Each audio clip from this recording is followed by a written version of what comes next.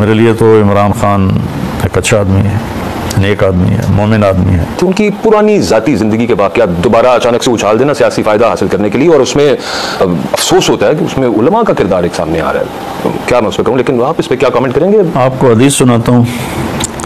جس شخص نے کسی آدمی کی ایسی غلطی کو اچھالا جس پر وہ توبہ کر چکا ہو، ایک تو ہے کہ وہ اس کو کنٹینیوسلی کر رہا ہے، ایک ہے کہ وہ اس سے توبہ کر چکا ہے، تو اس کو اگر کسی نے ہائی لائٹ کیا تو اللہ اپنی قسم اٹھاتے ہیں کہ میں تجھے اس وقت تک موت نہیں دوں گا جب تک میں تمہیں اس برائی میں مبتلا نہیں کر دوں گا. یہ اتنا سنگین مسئلہ ہے. تو میں نے تو اس میں خیر کے سوا کچھ نہیں دیکھا.